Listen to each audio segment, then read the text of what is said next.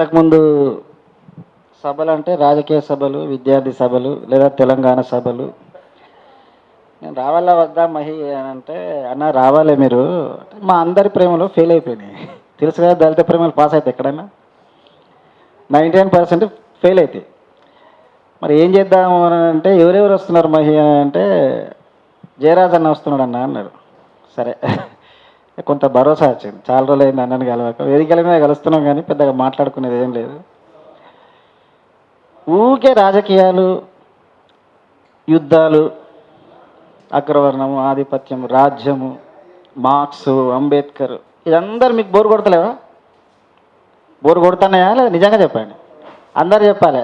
Tony అక్కడి నుంచి bore కొడుతున్నాయా? ఏంది వీళ్ళని ముట్టుకుంటే మనవాదం అని ఒకరు, రాజ్యం అని ఒకరు, జయరాజ్ అన్న ప్రకృతి అని, ఏందే మీటింగ్లో ఎక్కడికి పోయినా ఇదే లొల్లి కొడతానని. రాసాతి ఉన్న కాణాదనేంజే కాతాడి పోలాడదు. ఇళయరాజా తన యవ్వనంలో ఉన్నప్పుడు తన ప్రేయసి మీద ఒక ట్యూన్ అనుకున్నాడట. జాబిల్లి కోసం ఆకాశమల్లే వేచాను నీరాకకై. ఎందుకు చెప్తున్నానంటే, తెల్లారులైతే రక్తాలు, యుద్ధాలు ఇవే కాకుండా మాలో కూడా ఒక ప్రేమికుడు ఉన్నాడని చెప్పడం కోసం అంతే. మేము ప్రేమికులమే ఒకప్పుడు, కాకుండా ఎక్కువ ఇప్పుడు అనిత పాట ఎసటి పాట అది. తెలుగోళ్ళు నా ఫేస్బుక్లో 150 దేశాలకు సంబంధించిన వాళ్ళు ఉంటారు, అన్ని రకాల ప్రజలు. ఈవెన్ రేస్ మీద ఫైట్ చేసే వాళ్ళు కూడా ఉంటారు నా ఫేస్బుక్లో, 150 దేశాలకు సంబంధించింది.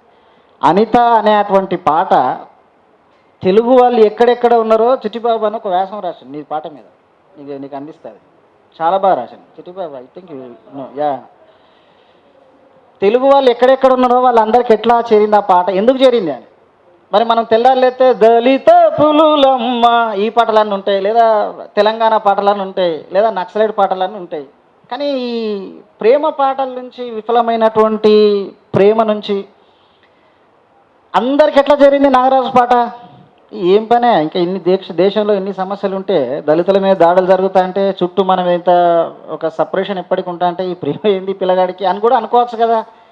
కానీ ఎవరు కూడా దళితుల ప్రేమను జనరల్ ప్రేమగా చూడరు. ఎందుకు చూడరు? ఈ దేశంలో జరుగుతున్నాయి అన్నీ కూడా, నాకు తెలిసి మీరు బాధపడినట్టే చెప్తా, జరుగుతున్న పెళ్ళిళ్ళన్నీ కూడా రెండో పెళ్ళి, మొదటి పెళ్ళి కాదు. ప్రకృతి పరంగా మనం ఒకరిని ఇష్టపడతాం. జయరాజ్ అన్న అత్యంత ప్రేమికుడు కాబట్టి ప్రకృతి ప్రేమ, మనందరం ప్రేమికులమే. మనకన్నా జర ముందు వరుసలో ఉన్నటువంటి వాడు మెర్సీ కానీ, మహి కానీ, వీళ్ళందరూ అందరం స్కూళ్ళను, కాలేజీలను ప్రేమిస్తాం. మనం ప్రేమించలే లేదా? నిజంగా చెప్పులే. ఫెయిల్ అయితే ఫెయిల్ కావచ్చు, ఇక్కడ ఎవరు లేరు, బయట లేరు. కానీ టోనీ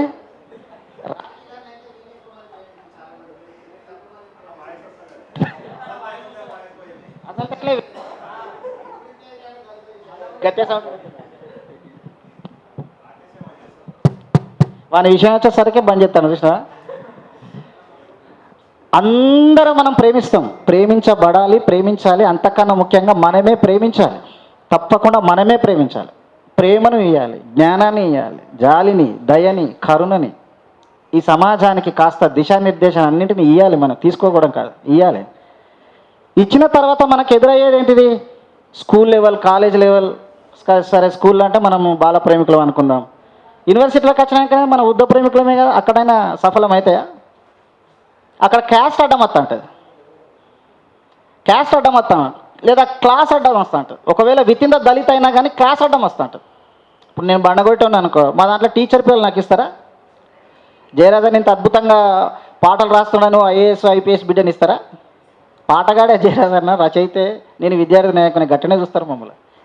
మీరు హృదయంలో పెట్టుకొని, జయరాజన్న మా కోసం ఇంత అద్భుతంగా పాట రాసిండు కదా, శరత్ అని ఇంత అద్భుతంగా పాట అంటే యుద్ధం చేస్తున్నారు కదా విద్యార్థి నాయకులు, మీరు హృదయంలో పెట్టుకుంటారు. కానీ డబ్బున్న వాళ్ళు ఎవరు మమ్మల్ని దగ్గర కూడా రానిరు, మన దళితులే. అక్కడ క్లాస్ అడ్డం వస్తుంది. ఇక్కడ వేరే అగ్రవర్ణాలను ప్రేమిస్తే క్యాస్ట్ అడ్డం వస్తుంది. ఇన్ని వాట్లల్లో మనం అత్యంత ప్రేమగా, ఇక్కడ ఎడారిలో పూసిన కలువ అని రాసింది. ఇందులో ఎడారిలో కలువ పూస్తుందా? కలువ మంచినీళ్ళలోనే పోయేది. అలాంటి కలువ బ్లాక్ లోటస్, ఇంగ్లీష్లో మనం నల్ల కలువ అంటాం. ఆ కలువ ఎడారిలో పూసింది. ప్రేమ రుచి అని చెప్పిండు తమ్ముడు. రుచి మాంసం రుచి అయితే మనకు తెలుసు, కానీ ఈ ప్రేమ రుచి వాళ్ళకన్నా తెలుసా? అరే మీరు సప్పర్లు కొడతలేరు, ఏం చెప్తలేరండి? తెలుసా ప్రేమ రుచి వాళ్ళకన్నా? ప్రేమకు ఒక రుచి ఉంటుందట. దానికోసమే నా హృదయం కొట్టుకున్నట్లుగా అసలు ఆ ప్రేమ రుచి ఎట్లా ఉంటుందట అంటే నీ ప్రేమ రుచిని తెలపడం కోసమే బతుకుతున్నా అన్నంత అద్భుతంగా రాసింది. గట్టిగా చప్పలు కొట్టలేను. ప్రేమకు రుచి ఉండడం, ఎడారిలో కలువ పువ్వు పూయడం అనేది, లేదా నా హృదయ స్పందనలన్నింటినీ రిమోట్ కంట్రోల్ లాగా కంట్రోల్ చేస్తున్నాడు తను. హృదయ స్పందనల్ని రిమోట్ కంట్రోల్ లాగా కంట్రోల్ చేస్తున్నాడు తన హృదయ స్పందన. నేను ఏం చేయాలి, ఎటు వెళ్ళాలి, ఏం చేయాలి. నాకు తెలిసి ఎక్కువ దళిత ప్రేమలు ఫెయిల్యూర్ అయినాయి. 99% ఫెయిల్యూర్ అయినాయి.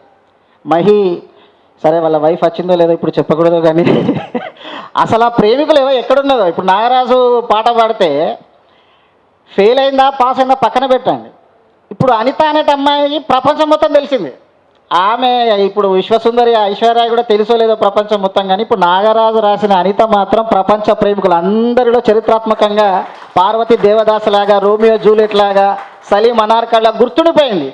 లోపల కుమిలిపోతా ఉంటుంది ఆమె. అబ్బా నేను ఇంత మునగాన్ని మిస్ అయిపోయినా కదా, ఏదో మాలవడం మాది కూడా అనుకుని పెట్టినాం, కానీ ఆమె ఇంత పెద్ద మునగాడ ప్రపంచం మొత్తం పరిచయం చేసిండు.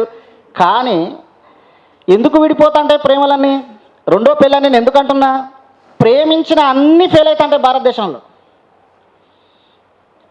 ప్రకృతిగా ప్రేమించమంట అంటది. ప్రకృతి పరంగా ఒక ఏజ్ వచ్చిన తర్వాత ప్రేమిస్తా అంట. ఈ సంస్కృతి ఏం చెప్తా అంటది? నువ్వు తక్కువ కులమోనివి, మేము ఎక్కువ కులపోలము, లేదా నువ్వు తక్కువ బువ్వలేనోనివి, మేము ఎక్కువ సంపన్నులము అని కట్ చేస్తా అంట. ప్రేమ కోసం తన హృదయాన్ని కోసిచ్చేటువంటి శిబి చక్రవర్తి లాంటి వాళ్ళు మన వాళ్ళు ప్రేమికులు అంటే. మామూలు ప్రేమికులు కాదు మన దళితులు అంటే. ప్రేమ కోసం తమ హృదయాన్ని కోసి చేతులు పెట్టేటువంటి వాళ్ళు. వీళ్ళేమో ఇంతగానం ప్రేమిస్తారు, కుటుంబంలో వద్దంట అంటారు. చాలామంది ప్రేమలో రాస్తూ మీకు హిందీ పాటలు, తెలుగు పాటల్లో కూడా చాలా పాటలు తర్వాత అది మనం అవకాశం ఉన్నప్పుడు వాడదాం. కానీ ప్రేయసిని ద్వేషిస్తూ చాలామంది రాసినటువంటి వాళ్ళు ఉన్నారు. నేను ఒక పోయం రాసిన, గుర్తు చేసుకుంటాము. ఇప్పుడు గుర్తు చేస్తే అన్న కూడా ఇంత భగ్న ప్రేమికుడు ఆరా అని మీరు ఎక్కడ భజనం చేస్తారో అని నేను చెప్పట్లేదు. కానీ 1,00,000 నక్షత్రాలు పూసింది ఒక ఎత్తు, ఒక్క నెలవంక కాసింది ఒక ఎత్తు, నేల మీద నడుస్తున్న నెలవంకలా ఉన్నామని రాసినప్పుడు బయట ఎక్కడ చెప్పద్దు, మళ్ళీ మీరు అన్నాను ఆ రోజు చెప్పినామని ఫేస్బుక్లో కూడా రాయద్దు. అదే ఎవరు దయచేసి ఒక్కటి ఎడిట్ చేయండి. మిత్రులారా, మనం ఎంత ప్రేమించినా, even Brahmin women suppressed, Brahmin women suppressed and Dalit women multi suppressed అని చెప్పిండు అంబేద్కర్. ఎందుకంటే స్త్రీకి నిర్ణయాధిక శక్తి ఉండదు కాబట్టి. జయరాజన్న పాటలకు ఎంతమంది ప్రేమించి ఉండొచ్చు? శరత్ చమార్ పాటలు పాడుతుంటే ఎంతమంది ప్రేమించి ఉండొచ్చు? గద్దర్ లాంటి ఈ ప్రపంచం చూసేటువంటి అద్భుతాలలో గద్దర్ ఒకడు, ఎంతమంది ప్రేమించి ఉండొచ్చు? కానీ ప్రేమలన్నీ సఫలం కావడానికి అవకాశం ఉంటుంది అక్కడ ఏమన్నా? ఇష్టపడ్డ వాళ్ళందరినీ ప్రేమించిన వాళ్ళందరినీ ఇష్టపడడానికి, అంటే పెళ్లి చేసుకోవడానికి, ఇష్టపడ్డ వాళ్ళందరినీ పెళ్లి చేసుకోవడానికి, జీవితాంతం ఉండడానికి అవకాశం ఉన్నదా? అంటే ఇప్పుడు గద్దర్లు గోరటెంకన్న లేదా అందశ్రీ లేదా జయరాజు షరత్తులు కావచ్చు, కానీ యవ్వనంలో మేము కూడా అలా ఆ దెబ్బలు ఉంటాం కదా. అమ్మాయి ప్రేమించినటువంటి అబ్బాయిని మర్చిపోలేక, ఇంట్లో సాంప్రదాయ మూర్ఖుల్ని మార్చలేక మనల్ని మర్చిపోలేదు, నిర్ణయాధిక శక్తి తీసుకోలేదు. తమ్ముని కూడా సమాధానం చెప్పాలి, అన్నకు కూడా సమాధానం చెప్పాలి, ఊరోళ్ళకు సమాధానం చెప్పాలి, తల్లిదండ్రులకు సమాధానం చెప్పాలి, వాడకు సమాధానం చెప్పాలి, ముఖ్యంగా ఆ కులానికి సమాధానం చెప్పాలి. ఇవన్నింటిని బ్రేక్ చేసి వచ్చిన వెళ్ళి కులాంతర వివాహాలు, మతాంతర వివాహాలు అవుతాయి. కానీ అన్నింటివి కూడా ఫెయిల్ అయిపోతాయి. ఎందుకు? సంస్కృతి వచ్చి ఏం చెప్తా ఉంటుంది? ప్రకృతిని ధ్వంసం చేస్తా ఉంటుంది ఎప్పుడైనా సంస్కృతి అనేది. నువ్వు ఆ కులపోని ప్రేమించద్దు, ఆ వాడని ప్రేమించద్దు, ఈ మతముని ప్రేమించద్దు, మన మతం వేరు, మనం కులం వేరు అని. అప్పుడు ఈ సంస్కృతి కట్టుబాట్లలో ఒక స్త్రీ ఏం చేయగలుగుతుంది? ఎంతగానో యుద్ధం చేయగలుగుతుంది? ప్రేమించిన ప్రేమికుని మర్చిపోలేక, ఈ సాంప్రదాయ మూర్ఖులని మార్చలేక మధ్యలో ఎంత నలిగిపోతుంటుంది ఒక స్త్రీ. మన ప్రేమికురాలు, మనం ప్రేమించిన అమ్మాయిలు ఎంత నరకం అనుభవించి ఉంటారు. అది కూడా మనం రాయాలి అని ఒక వ్యాలంటైన్స్ డే రోజు ఒకసారి రాసిన. ఏం రాసినానంటే,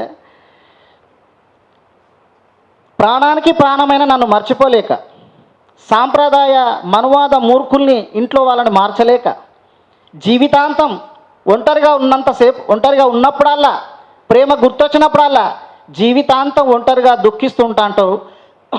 మొదటి వ్యాలంటైన్స్ డే నీకే చెప్తున్నాను ప్రియా అని రాసిన.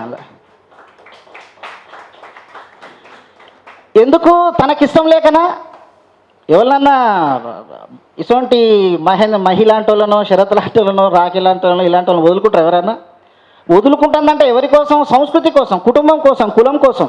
ప్రకృతి ఏమంటే అంటది, నీకు ఇష్టమైనటువంటి అబ్బాయిని, నీకు ఇష్టమైనటువంటి అమ్మాయిని పెళ్లి చేసుకోవాలని ప్రకృతి చెప్తా అంటారు. అందుకే రెండో పని అని ఎందుకన్నా అంటే, ప్రకృతి ఏమో ఒకరిని ప్రేమిస్తా అంటది, సంస్కృతి ఏమో ఇంకొన్ని పెళ్లి చేసుకోని చెప్తా అంటది.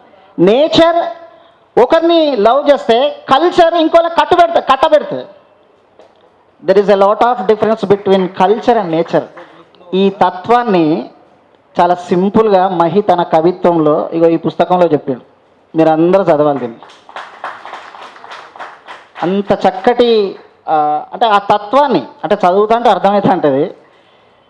కొంచెం దెబ్బతిన్న వాళ్ళకి కొంచెం ఎక్కువ అర్థమవుతా అంటే, कितनी मोहब्बत है मेरी दिल में, कैसे दिखाऊं उसे, कैसे दिखाऊं उसे, दीवानगी ने पागल किया है, कैसे बताऊं उसे, कैसे बताऊं उसे, मिठाने से दीना मिटेगी मेरी दास्तां, एक ऐसी लड़की थी जिसे मैं प्यार करता था. ఎవరు ఎక్కడో ఒకడ తలగాలని ఎవరికి తలుగుతలేదు సరిగా.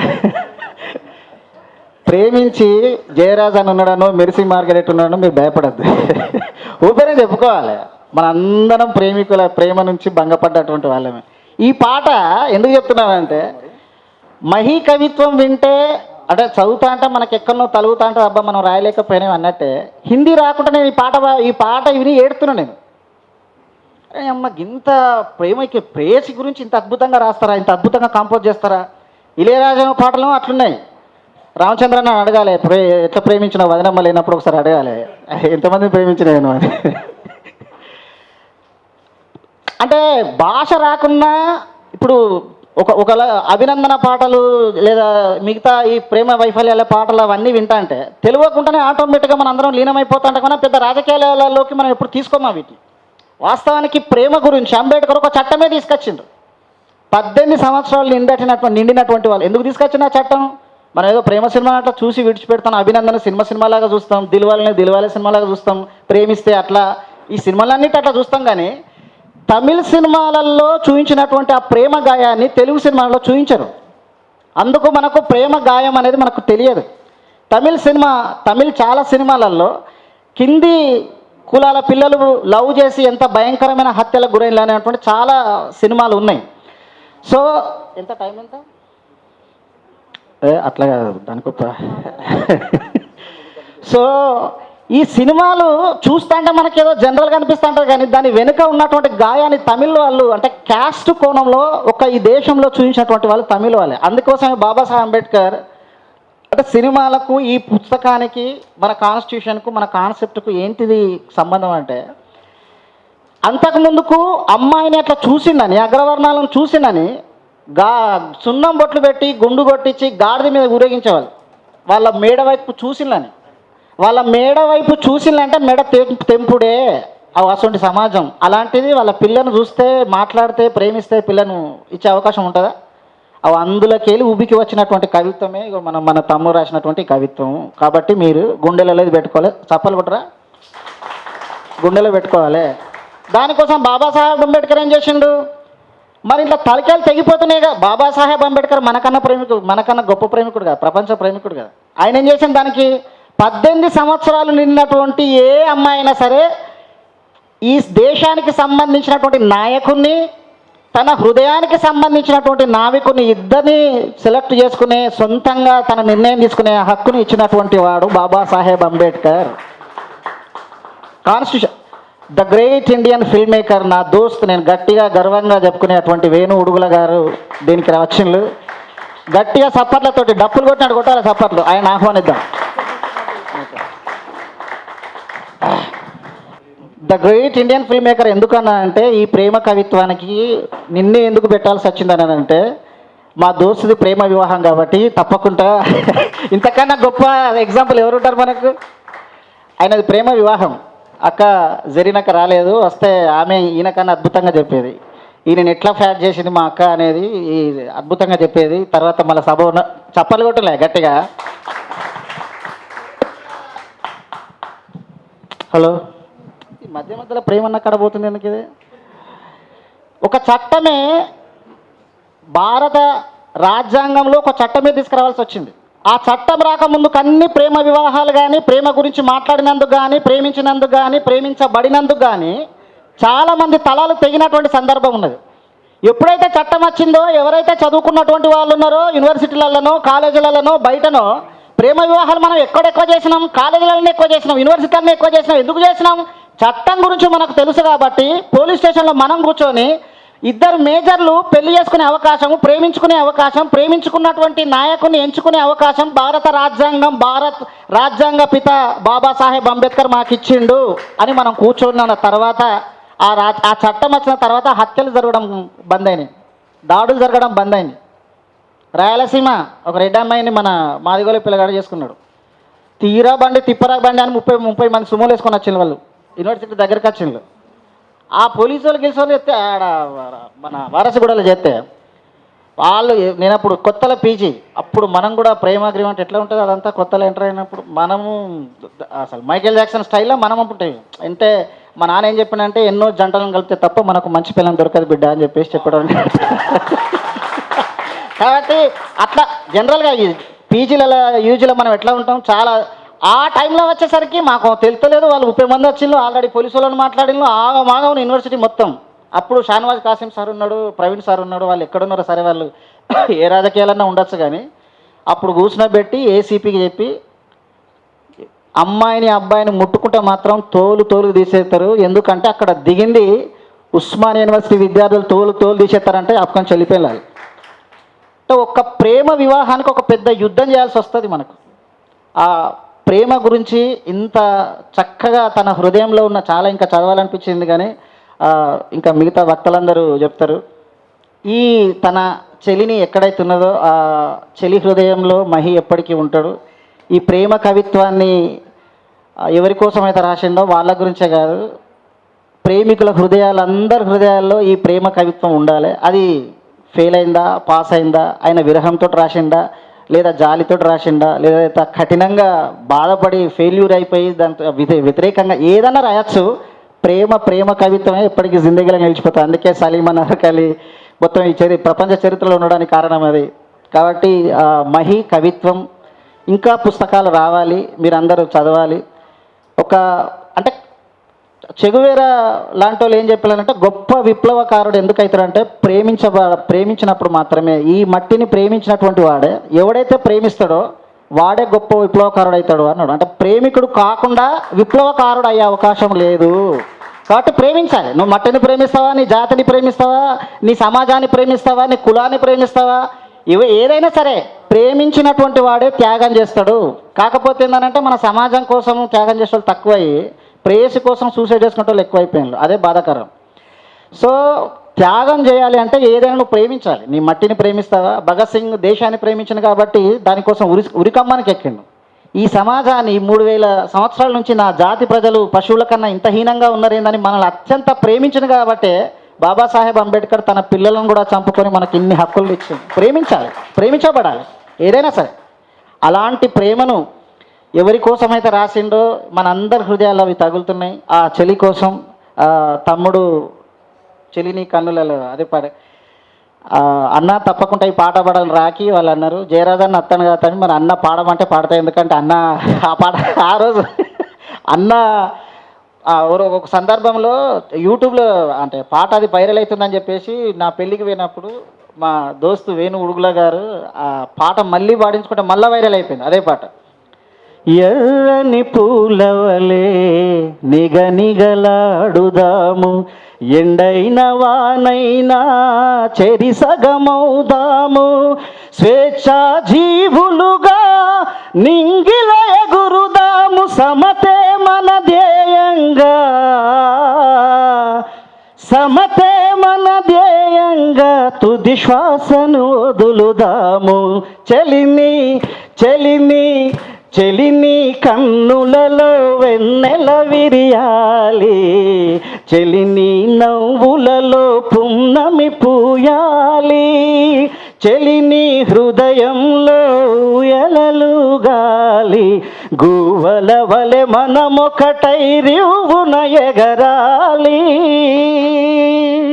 మెడలో తాలి కట్టి గుది బండవలేను, వంటింటి కుందేలై తిరిగితే చూడలేను, మెడలో తాలి కట్టి గుది బండవలేను, వంటింటి కుందేలై తిరిగితే చూడలేను, కట్నపు కోరలలో నిన్ను బలి పెట్టబోను,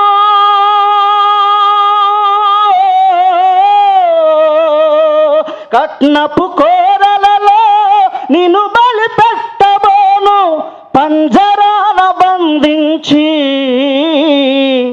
పంజరాన బంధించి నిన్ను బాధలు పెట్టబోను.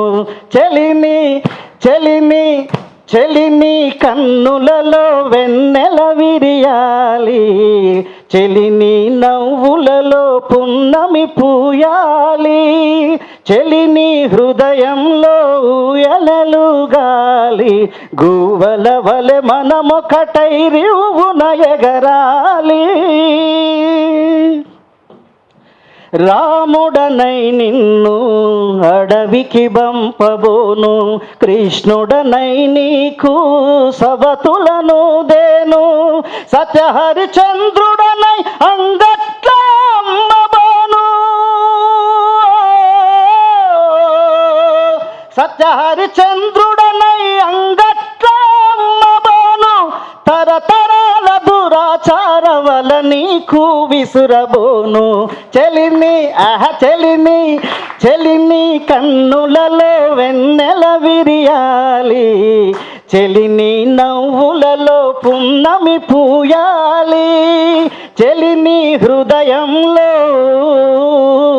ఎలలుగాలి, గువ్వల వలె మనమొకటై రివ్వున ఎగరాలి. చూసిరా ప్రేమ కూడా ఎట్లా నవ్వుతున్నాడో పాట రాసి. మనస్సు దోచుకోవాలి. తన మహి కవిత్వం కూడా మనసును దోచుకున్నది కాబట్టి జయరాజ్ అన్న పాటలు ఇట్లా ప్రజలన్న ఎంతమంది మనసులను దోచుకున్నాడో జయరాజ్ అన్న అయితే. పాట కవిత్వం మనుషులను కదిలించాలి, నడిపించాలి.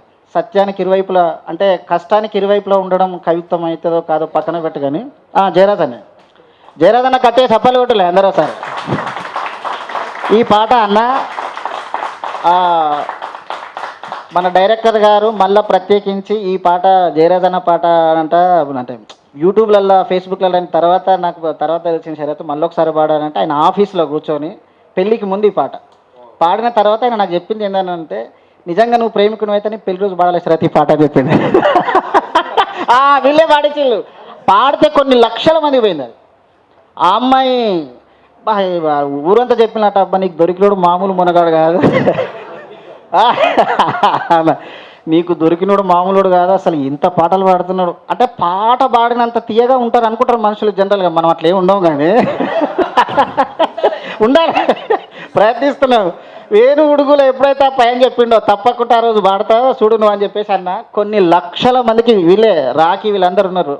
యోగి, టోనీ, మన కోటి, కంచిక, మన తమ్ముడు గురుగారు పేరు వస్తలేదు, తమ్ముళ్ళు అందరు ఉన్నారు, టోనీకి వీళ్ళందరూ ఉన్నారు. వాళ్ళందరూ పాడించారు. పాడిన తర్వాత ఆ దెబ్బతోటి అసలు వచ్చిన వాళ్ళందరూ చేసుకుంటే ప్రేమ వివాహం చేసుకోవాలి, ఇట్లా పాటలు పాడటం చేసుకోవాలరా భయ. అంత అద్భుతమైనటువంటి కవిత్వాన్ని పాటల రూపంలో ఈ కవిత్వ రూపంలో కథల రూపంలో అందించినటువంటి ఆ సాహితీవేళ అందరినీ కూడా గుర్తుంచుకోవాలి. ముఖ్యంగా ఏంటంటే మనందరం ప్రేమిస్తాం. అమ్మను ప్రేమిస్తామా, ఊరును ప్రేమిస్తామా, ప్రేయసిని ప్రేమిస్తామా, కానీ రాయలేకపోతున్నాం. మనం చేయలేని పని మన మిత్రుడు చేసినందుకు మరి మనము కూడా ఎక్కడి నుంచో స్టార్ట్ చేయాలిగా పని. మనం కూడా ప్రేమిస్తున్నాం కదా, మనం కూడా యుద్ధం చేస్తున్నాం కదా. కంటికి కనిపించని శత్రుతోటి యుద్ధం చేస్తావా, లేకపోతే కనిపించే శత్రుతోటి చేస్తామా, రాజ్యంతో చేస్తావా, మనువుతోటి, ఎవరితోటైనా సరే ఏదో ఒక స్ట్రగుల్, ఏదో ఒక యుద్ధం అయితే చేస్తున్నాం కదా. ఎంతమంది రాస్తున్నారు, ఎంతమంది రాస్తున్నాం మనం? ఫేస్బుక్లో ఏది పడుతుంది రాస్తున్నాం కదా, పనికిరాని అంత. మరి మన జీవితం గురించి, మన ఊరు నుంచి మనం వచ్చినటువంటి ఈ నేపథ్యం గురించి, అమ్మ నాన్నలు కనీసం నువ్వు ఏది నీకు ఇష్టం కాకపోతే, ఆఫ్రికన్ రచయిత చెప్పిండు, ఈ చరిత్ర అంతా నీకు నచ్చకపోతే నీకు నచ్చినట్టు నీ చరిత్ర నువ్వే రాసుకో, అంతకు మించిన చరిత్ర లేదని చెప్పింది. మనం రాయాలా వద్దా? ఈ పుస్తకం నుంచి, ఈ ప్రేమ కవిత్వం నుంచి, ప్రేమ కవిత్వమే తోటే స్టార్ట్ చేయండి, ఏం కాదు. తర్వాత మన అమ్మ గురించి రాద్దాం. మన అమ్మ ఎట్లా ఎన్ని కష్టాలు పడి మనం ఇందాక తీసుకొచ్చింది, ఊరు నుంచి ఉస్మానియా దాకా. మా నాన్న మీద రాసిన చాలామంది, మా నాయన చెప్పులు కొట్టిండు, మా నాయన డప్పులు కొట్టిండు, మా నాయన బండ కూడా కొట్టిండు, కానీ తన జిందగీలో ఎవరిని కడుపు కొట్టలే మా నాయన అని రాసిన. ఎర్రటి రక్తాన్ని తెల్లటి పాలు చేసి నాకు ప్రాణం పోసి ఈ ప్రపంచాన్ని పరిచయం చేసిన అమ్మ అని మా అమ్మ మీద రాసిన. జీవితం, మన జీవితం గురించి రాసుకుంటూ వద్దాం మనం. మహి పుస్తకానికి నిజమైన విలువ ఎప్పుడు అని అంటే, మీరందరూ దీని గురించి 4 వాక్యాలు ఫేస్బుక్లో రాయాలి. మీరందరూ రాస్తాను, ఒకసారి చేయొద్దండి. 4 వాక్యాలే, 40 వాక్యాలైనా సరే. టోనీ లాంటి వాడు 40 వాక్యాలు రాయాలి, మెరిసి లాంటి వాళ్ళు చాలామంది రాస్తారు, కానీ మీరు కనీసం 4 వాక్యాలు రాయాలి.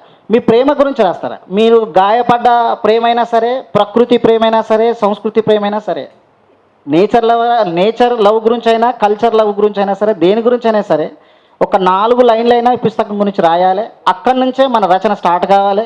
ప్రేమ కవిత్వం రాస్తావా, ఉద్యమ కవిత్వం రాస్తావా, ఏ కవిత్వం అయినా సరే, అది కవిత్వమా, నవలనా, లేకపోతే వ్యాసమా, ఏదైనా సరే మొత్తం మీద రాయాలి. ఈ సమాజానికి ఇప్పుడున్నటువంటి ఈ బోగస్ చరిత్రనంతటిని ధ్వంసం చేసి నిజమైన బాబాసాహెబ్ బుద్ధుడు కోరుకున్నటువంటి స్వచ్ఛమైన, అందులో రాసిండు, స్వచ్ఛమైనటువంటి ప్రేమను, నీ హృదయంలో ఉన్నటువంటి ఆ స్వచ్ఛమైన ప్రేమను, అంటే హృదయ స్పందనలు ఎట్లయితే నువ్వు రిమోట్ కంట్రోల్ లాగా కంట్రోల్ చేస్తున్నావు, ఆ స్వచ్ఛమైన ప్రేమ కోసం, అంటే ఆ స్వేచ్ఛ, ఆ స్వచ్ఛతమైనటువంటి ఆ ప్రేమ కోసం జీవితాంతము తన హృదయాన్ని దానికి అంకితం ఇచ్చినట్టుగా ఉంటుంది ఈ కవిత్వం అంతా కూడా. మీరు కూడా తప్పకుండా అట్లా రాయాలని మనస్ఫూర్తిగా కోరుకుంటూ మీ అందరికీ సెలవుకుంటూ జై భీమ్. అన్న వేణు అన్న వచ్చే వరకు ఆ బుక్ రిలీజ్ ఆడినా అన్న, ఒకసారి మళ్ళీ book release function. Nagarajan, Jayaraj అన్న అంటే నాకు చాలా చాలా చాలా ఇష్టము. I'm a big fan. అన్న పక్కన కూర్చోవడం, అన్నతో ఈ స్టేజ్ని షేర్ చేసుకోవడం చాలా సంతోషంగా అనిపిస్తుంది. And my friends mercy and మా శరత్, సో వీళ్ళందరితోనే ఈ ఆదివారం ఇలా గడపడం చాలా సంతోషంగా ఉంది. సో ఈ పుస్తకం వెనకాల ఒక 4 లైన్లు చదువుతా. నీకోసం ఆలోచించే క్షణం, నీకోసం ఎదురు చూసే క్షణం, నిన్ను గుండెలకి హత్తుకునే క్షణం, అన్నీ కూడా నీ చేతుల్లో మరణించే క్షణం కోసమే. చాలా చాలా క్లాసిక్ ఎక్స్ప్రెషన్ ఇది. ఖలీల్ గిబ్రాన్ లాంటి వాళ్ళ లైన్స్ స్థాయిలో ఇది ఉంది. ఇందులో ఇట్లా ర్యాండమ్గా ఇట్లా ఓపెన్ చేశాను. నేను నిజానికి చదవలే. నాకు ప్రేమ కవిత్వం అన్న, ప్రేమ అన్న చాలా ఇష్టం నాకు. ఎందుకంటే ఈ భూమి మీద జరిగినటువంటి అన్ని మార్పులకి, అన్ని విప్లవాత్మకమైనటువంటి చేంజెస్ అన్నిటికీ కారణము ప్రేమ. సో అందుకనే నేను ఇది లవ్ పోయిటరీ అనగానే వచ్చేసిన. సో చాలా చిన్నగా ఉంది, బాగుంది. నిజానికి గొప్ప కవిత్వంగా పేరు తెచ్చుకున్న చాలా పుస్తకాలు కూడా చాలా తక్కువ పోయమ్స్తోనే ఉంటాయి. అంటే 100 పోయంలు, 60 పోయంలు అట్లా ఉండవు.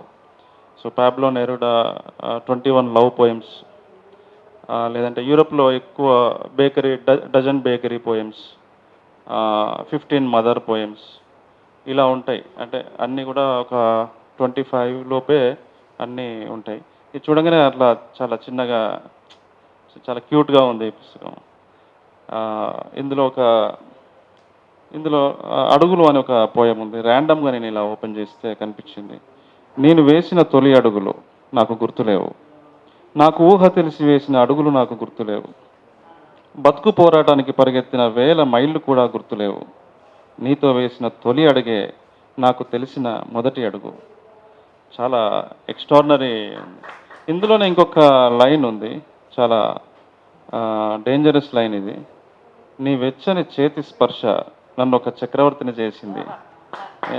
చాలా బాగుంది. ఉమెన్ టచ్ చాలా చాలా డేంజరస్, చాలా ప్రమాదము. సో యాక్చువల్లీ ప్రేమే జనరల్గా మనల్ని శిఖరాగ్రాన్ని నిలబెట్టవచ్చు, లేదా సిలువ వేయించవచ్చు. అది ప్రేమ. అది ఖలీల్ గిబ్రాన్ ఎక్స్ప్రెషన్. ఇది ప్రాపర్ లైన్ గుర్తులేదు. సో చాలా బాగుంది. ఇంకా మీరు మంచి కవిత్వం రాయాలని, ఇంకా మంచి పుస్తకాలు వేయాలని నేను కోరుకుంటున్నాను. So my best wishes to you. Thank you. నమస్కారం. వేదిక మీద ఉన్న పెద్దలకి, జయరాజ్ సార్కి, వేణు ఉడుగులకి, శరత్కి, అలాగే ఇవాళటి పుస్తక కర్త మహి మామిడిపల్లికి, అలాగే వచ్చిన మీ అందరికీ కూడా నమస్కారం. నీవు లేక నేను లేను, ప్రేమ లేక తనువు లేదు, వదిలిపోయేద వేళ నా ఎద త్రొక్కుకుంటూ, నీ అడుగుపడిన నా ఎదపై వసంతమే ఆవరించెను, మరచిపోయేద వేళ మన ప్రేమల ఊపిరి ఆపుకుంటూ అని ప్రారంభంలో తమ్ముడు పాడాడు, చక్కగా పాడాడు.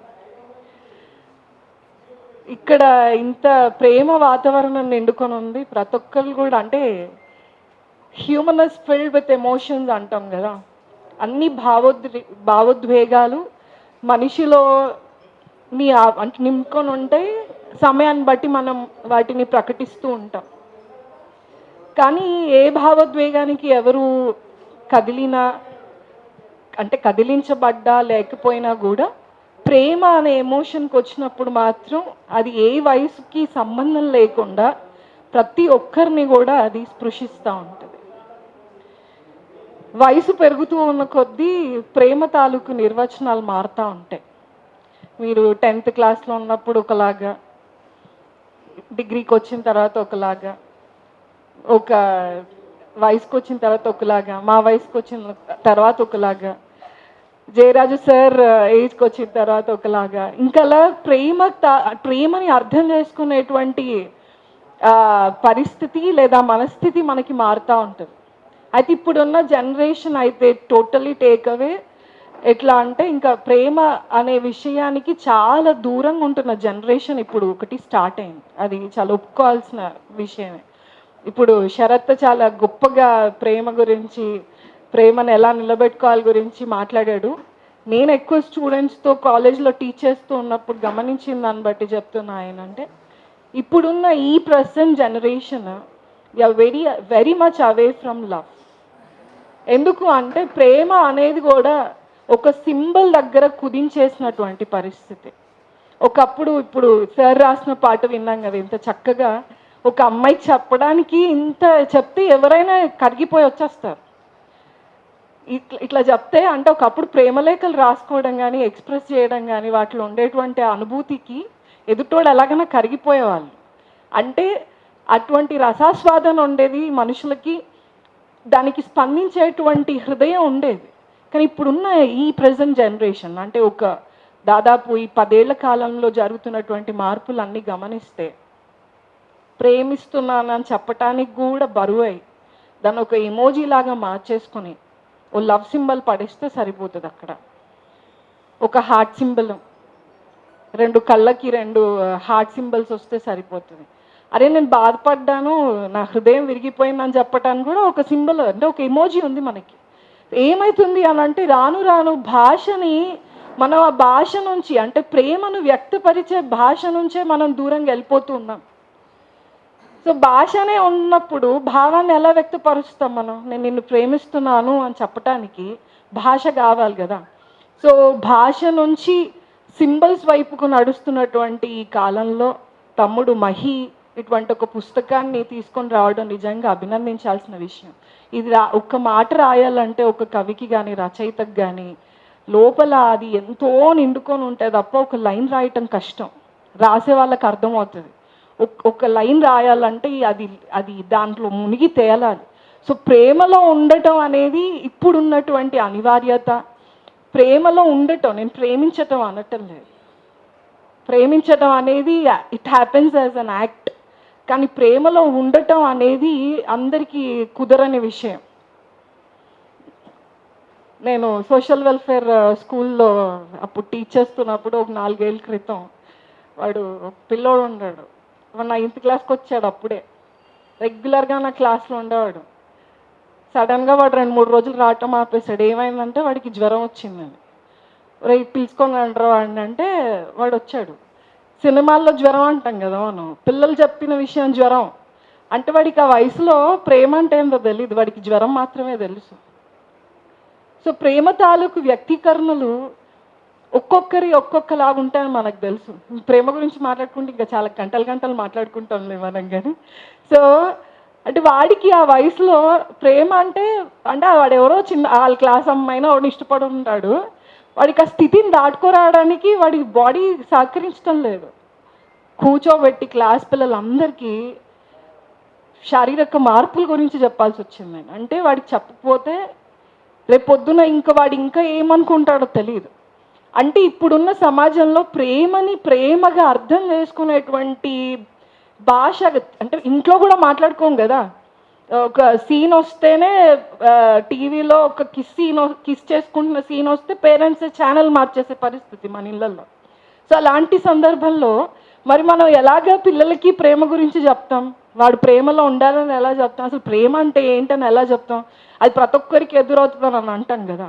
సో అలాంటి ఎదురయ్యేటువంటి సందర్భాల్లో ప్రేమని ఎట్లా తీసుకోవాలంటే పవిత్ర ప్రేమ, నిష్కల్మషమైన ప్రేమ, కలంకం లేని ప్రేమ, ఇలా మాట్లాడుతూ ఉంటాం మనం. అది ఇప్పుడున్న ఇప్పుడున్న జనరేషన్ కూడా అదొక పెద్ద ఫ్యాంటసీ వర్డ్ అయిపోయింది.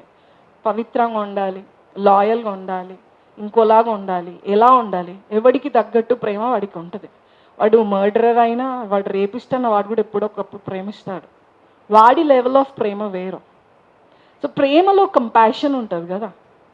ఆ కంపాషన్ అనేది ఈ అంటే మహి రాసిన కవిత్వంలో మనకి కనిపిస్తూ ఉంటుంది. అందుకని ఏమనుకున్నా అంటే నన్ను నీలో వెతికే నేను అని అంటాడు ఆయన. తన అస్తిత్వాన్ని మొత్తం మనం మాట్లాడుతున్నాం కదా, మన అస్తిత్వం గురించి మాట్లాడుతున్నాం. తన అస్తిత్వాన్ని ఆయన ప్రేమలో వెతుక్కుంటున్నాడు.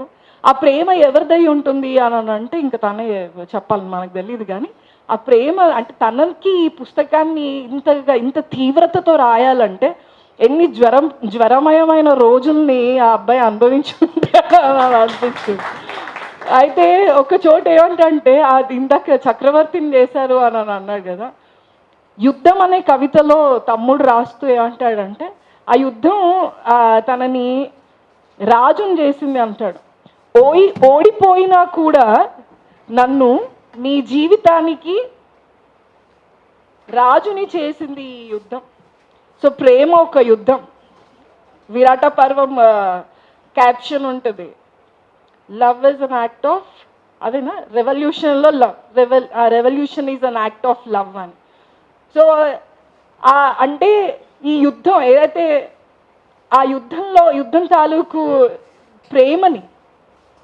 ప్రేమ అంటే ఇంకా ఏం లేదు కదా, 2 హృదయాల మధ్యలో జరిగేటువంటి యుద్ధం. అంటే ప్రేమించుకోవడం కూడా ఎలా ఉండాలి? నువ్వు గెలుస్తావా ప్రేమలో, నేను గెలుస్తానా అని ఉండాలి కదా. కానీ ఎంతసేపు చాలా వరకు మనం ఏం చేస్తూ ఉంటాం అంటే ప్రేమలో ఓడిపోవడం అనేది గొప్ప విషయంగా ఫీల్ అవుతూ ఉంటాం. అంటే ఎదుటోళ్ళ నుంచి ఆశిస్తాం కానీ మనం ప్రేమించడం అనేది జరగదు. కానీ తమ్ముడు పుస్తకంలో చూస్తే ప్రతి కవితలో తను ఎంత తీవ్రతతో ప్రేమలో ఉన్నాడు. ఎంత తీవ్రంగా ఆ ప్రేమ ఎవరి గురించి రాశాడో తెలియదు కానీ ఆ ప్రేమ తాలూకు భావనలని వ్యక్తపరిచాడు అని మనం చూస్తాం.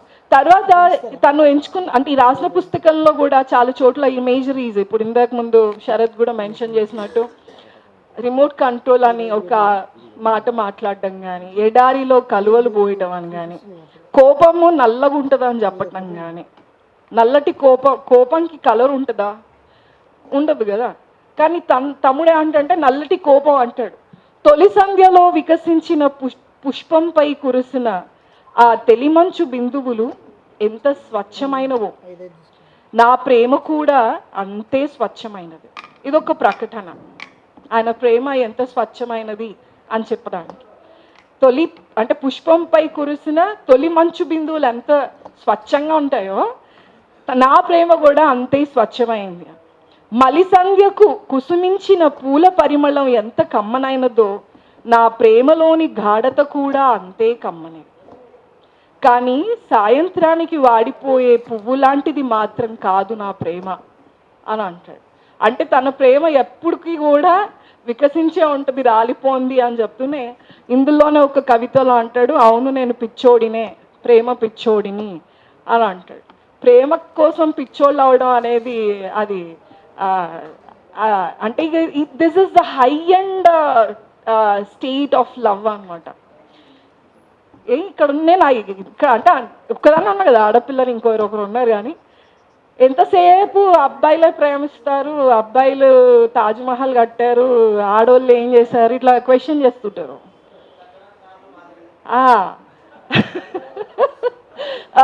సో వచ్చినప్పుడు ఏమవుతుంది అంటే ఇట్లాంటి క్వశ్చన్స్ అంటే ఇంకేంది, ఆడపిల్లలు తొందరగా మర్చిపోయి మూవ్ ఆన్ అవుతారు లైఫ్లో. సో ఇది నేను మనసు పలికే మౌన గీతం అని నా పేజ్లో రాసుకున్నప్పుడు ఒక ఆవిడ నన్ను చాలా బాగా ఫాలో అయ్యేది. ఆమె నన్ను అన్న మాట ఏంటంటే, మగవాళ్ళు ప్రేమని ఎక్స్ప్రెస్ చేస్తారు చాలా ధైర్యంగా బయటికి, కానీ ఆడపిల్లలు అంటే ఆడవాళ్ళు ప్రేమని వ్యక్తపరచడానికి సిగ్గుపడతారు, లేదా అది సోషల్ కన్స్ట్రెయిన్స్ అవి కూడా ఉండుండొచ్చు. సో ఈ ఎక్స్ప్రెషన్ ఏదైతే ఉంటుందో ఆడ మగ తేడా లేకుండా సమానంగా ఉంటుంది. ఇప్పుడు ఎంత అంటే ప్రేమ కోసం పిచ్చోళ్ళైన మగవాళ్ళు ఉంటారు అనేది తమ్ముడి భావన. ప్రేమ కోసం పిచ్చోళ్ళైన ఆడవాళ్ళని చూపించండి అని మీరు అనొచ్చు.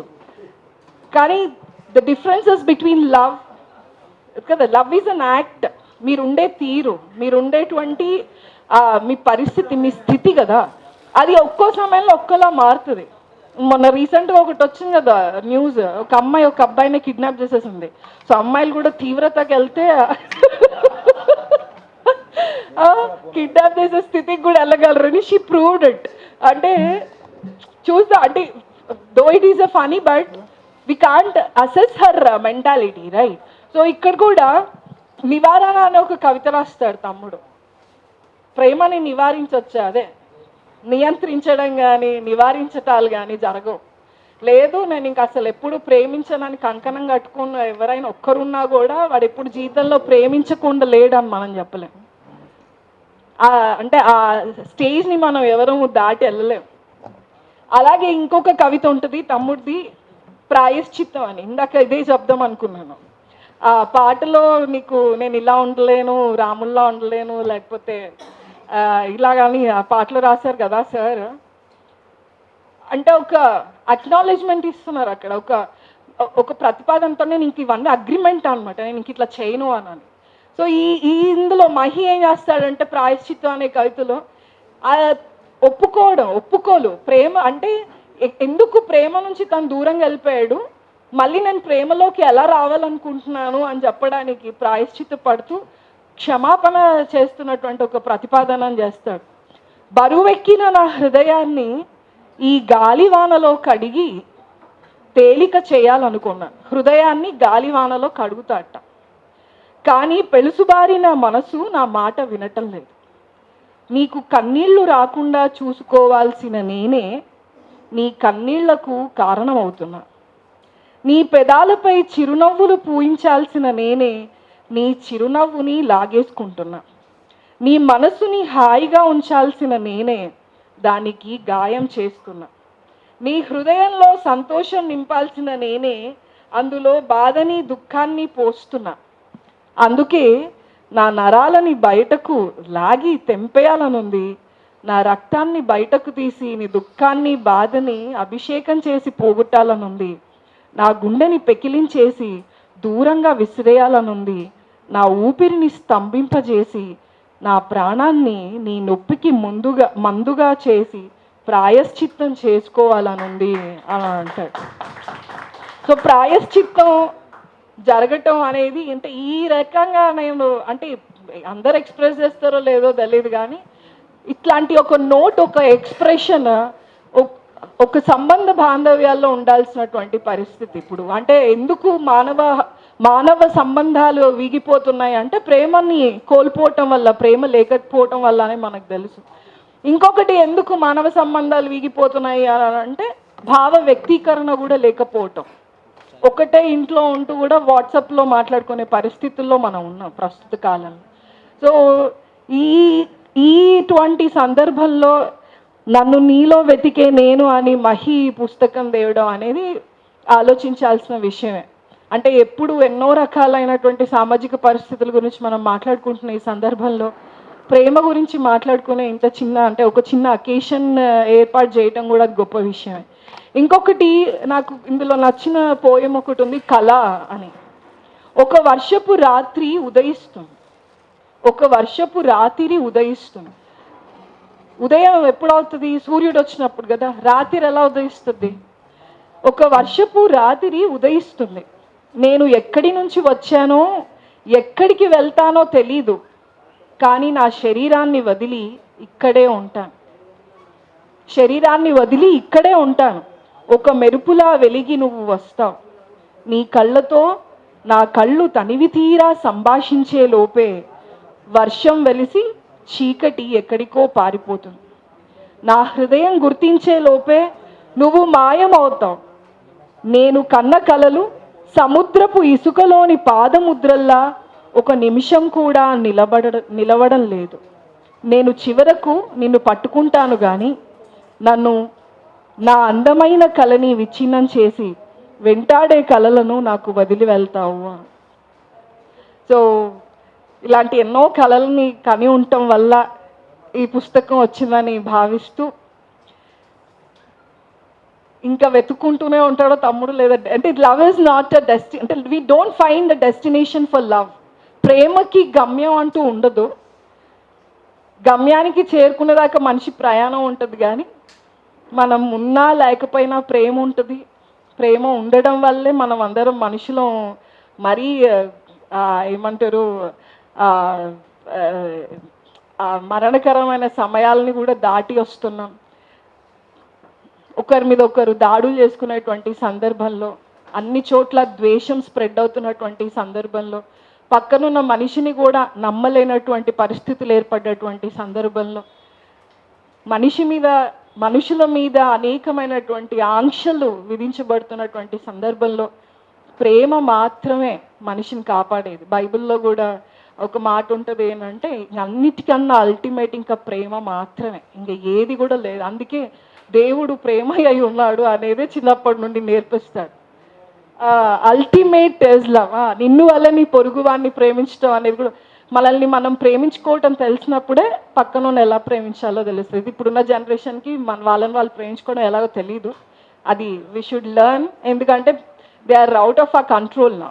సో ఇలాంటి సందర్భంలో ఒక మంచి పుస్తకం తీసుకొని మన ముందుకు వచ్చిన మహిని అభినందిస్తూ నన్ను కూడా ఈ సందర్భంలో భాగం చేసినందుకు కృతజ్ఞతలు తెలియజేసుకుంటూ థ్యాంక్ యూ సో మచ్. నాతో వచ్చిన మీ అందరికీ జై భీమ్, జై ఇన్సాన్. అయితే విషయం ఏంటంటే శరత్ అన్న కానీ, అక్క కానీ, అన్న కానీ, మహేష్ అన్న అయితే పరిచయమే. అన్న గురించి మామూలుగా సినిమాలనే విన్నా, వీడు ఎక్కడ వదలడు. నేనేమనుకుంటున్నానంటే వీళ్ళందరినీ దాదాపుగా వీళ్ళు పరిచయం అయ్యి నేను దాదాపు ఒక 7-8 ఏళ్ళు అయింది, కానీ ఎప్పుడు వీళ్ళందరూ నేను ఫేస్ టు ఫేస్ ఎప్పుడు కలవలేదు, రాలేదు. ఈరోజు ఫస్ట్ టైం అనమాట అందరి ముందు ఫస్ట్ టైము దాదాపుగా మాట్లాడేటోని పాడేటోని, కానీ ప్రేమించబడలేదు ఇప్పటిదాకా. ప్రేమించబడలేదు. అన్న పాటలు విన్నా బాగా. శరత్ అన్న మాట్లాడినప్పుడు అనిపించింది ఏంటంటే ప్రేమించాలి ఖచ్చితంగా, రాయాలి ఖచ్చితంగా అన్నప్పుడు రాయాలి, ఖచ్చితంగా రాయాలి, ప్రేమించబడాలి. అక్క చెప్పిన తర్వాత మొత్తం సింబల్స్కి అంకితం అయిపోతున్నప్పుడు ఇంకా రాసుడు ఇక్కడ పుడుతుంది రాబోయ్. వాట్సాప్లో నిజంగానే చూసినప్పుడు కొంతమంది ఫ్రెండ్స్ని అడిగినప్పుడు చినిగిపోయిన లవ్ ఒకటేస్తారు, నిండున్న లవ్ ఒకటేస్తారు, 2 కళ్ళ లవ్ ఒకటేస్తారు, మరి ప్రేమ ఏడ నడుస్తుంది ఇంతకు. మళ్ళీ ఈ మధ్యలో అదేంది ఇన్స్టాగ్రామ్ తర్వాత 2-3 బయటకు వచ్చిన తర్వాత ఈ ప్రేమించేదానికంటే ప్రేమించొద్దని చెప్పే ముచ్చట్లు మస్తు ఎక్కువైనాయి. నిజమే అక్క, ప్రేమించొద్దనే ముచ్చట్లు మస్తు ఎక్కువైనాయి. ఎందుకోసం అని అంటే అమ్మాయి ఈడ మాట్లాడితే ఆడ మాట్లాడుతుంది, అబ్బాయి ఈడ మాట్లాడితే ఆడ మాట్లాడతాడు, ఎవడెవడు ఈడ మాట్లాడతాడు ఈడ ఏం చేస్తాడు తర్వాత విషయం. కానీ నువ్వు మాట్లాడేది సరిగ్గా ఉందా లేదా ఆలోచించుకోలేకపోతే అట్లటి అనుమానాలే వస్తాయి. మరి ప్రేమిస్తావా ప్రేమించవా అనేది నీ మీద ఆధారపడి ఉంటుంది, అంతే కదా. తక్కువనే మాట్లాడతా అనుకుంటున్నా. నేను ఒకసారి చిన్నగా వాట్సాప్ ఓపెన్ చేసినప్పుడు ఆ రేలేదో చూస్తుంటే ఒక పాట వచ్చింది.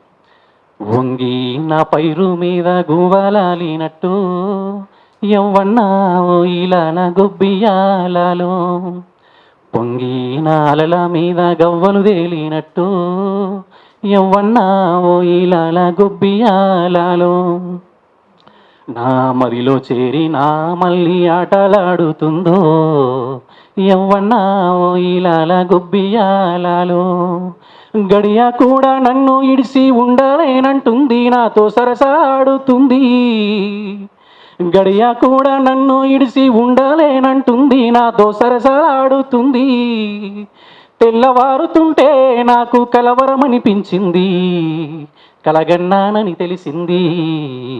ఇక నాలో కూడా గిట్లనే కలలనే సరిపోతుంది, నాకైతే లేదు. ఒకసారి అనుకున్నా బయట వండుకున్నప్పుడు అన్నలాంటి కవిత్వాలు చదివినప్పుడు విన్నప్పుడు చుక్కలను చూస్తే అక్క చెప్పినప్పుడు ఇప్పుడు గుర్తొచ్చింది నాకు. చుక్కలను చూస్తే వాట్సాప్లో మొత్తం సింబల్స్ తయారవుతున్నాయి, అన్ననేమో రాయమంటున్నాడు. చుక్కలను చూస్తే చుక్కలను ఒకసారి అరువాడగాలనేమో అనిపించింది. చుక్కలను అరువాడిగి ఏమన్నా చిన్న మామూలుగా చుక్కలు పెడితే ముగ్గు అవుతుంది, అవే చుక్కలు నేను కలుపుకొస్తే ప్రేమ కవిత్వం అవుతుంది మనం అనుకుంటున్నాడు కూర్చొని. నేను అనుకుంటున్నాడు కూర్చొని. తర్వాత మెల్లగా ఇంతకుముందు నేను ఒకసారి వైజాగ్ పట్టుకపోయాను 2-3 సార్లు. ఆ బీచ్లో దునిపిస్తున్నప్పుడు అలలు వచ్చి కొట్టుకొని మాత్రం సన్న సౌండ్ వచ్చింది. ఆ సౌండ్కి ఇట్లా ఏమని అడిగితే నా ప్రైజ్ కోసం ఒక పాట తయారు చేస్తుందేమో అనుకున్నా. ఇప్పుడు వచ్చింది అది కూడా. అట్లా నేను కూడా చిన్నగా ఎక్కడో ఒక దగ్గర పడిపోయిందేమో అని ఇప్పుడు గుర్తొచ్చింది. ఆ పడిపోయింది ఎక్కడనంటే పడుకున్న రాత్రి సమయంలో వెన్నెల నన్ను ఆవహించింది. ఆ వెన్నెల ఆవహించినప్పుడు ఆ వెన్నెలనే చూసుకుంటున్నా. ఆ వెన్నెల ఏమైందంటే కొన్ని రోజుల తర్వాత గోరుముద్దలు చిన్నప్పుడు చెప్తుంటారు కదా, దా వెన్నెల నా పిల్లానికి గోరుముద్దలు పెడతాను. ఆమె రాదు, అది కాదు, ఈయన గోరుముద్దలు అబద్ధం చెప్పి పెట్టిండు. కానీ ఆ వెన్నెల ఆవహించి నాకైతే గోరుముద్దలు పెట్టి అదే వెన్నెల అదే చుక్కను చూపించి 2-3 కవిత్వాలు రాస్తే అమ్మాయి మారిపోయింది. నా మనసులా అమ్మలా మారిపోయింది. మరి అమ్మ ఎక్కడుందో నాకైతే తెలియదు, కానీ మర్చిపోయినట్టే ఉంది, కానీ గుర్తొస్తుంది.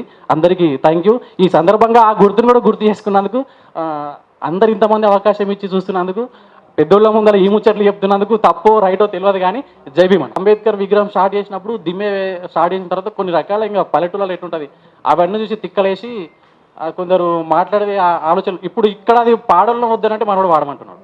ఇక్కడ మొత్తం ప్రేమ నడుస్తుంది, మళ్ళీ అందులో యుద్ధం స్టార్ట్ అవుతుంది. మళ్ళీ మీరు పర్మిషన్ ఇస్తేనే.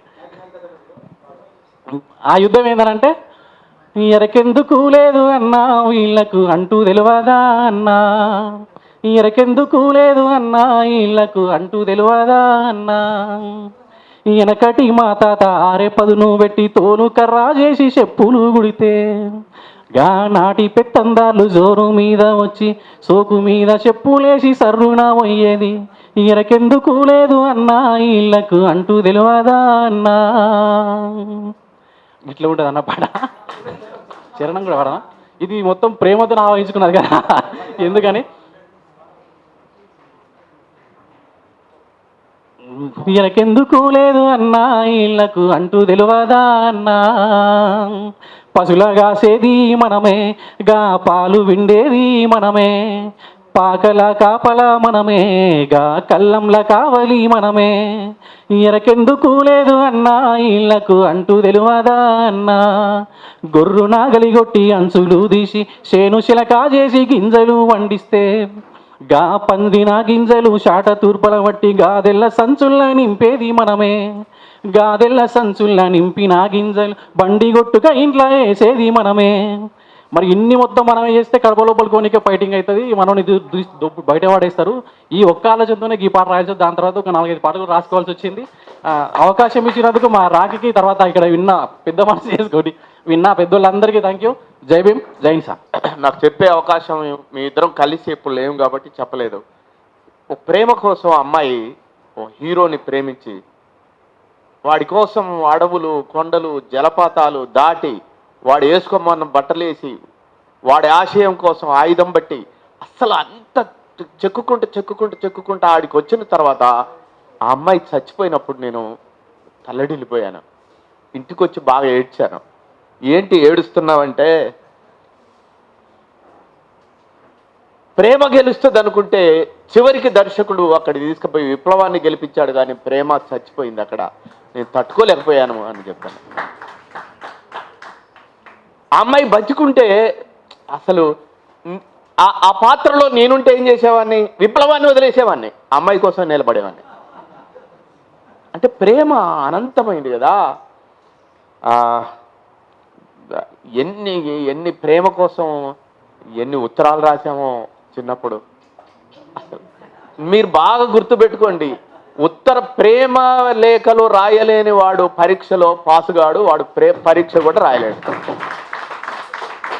అయితే అవతలి అమ్మాయిని ఇంప్రెస్ చేయాలంటే ఎంత అద్భుతమైన పోయిటరీ ఉండాలి, ఎంత అద్భుతమైన అక్షరాలు ఉండాలి, ఎంత అద్భుతంగా మనం ప్రేమలేఖ రాయాలి, రాస్తే అమ్మాయి ఎంత ఇష్టపడాలి.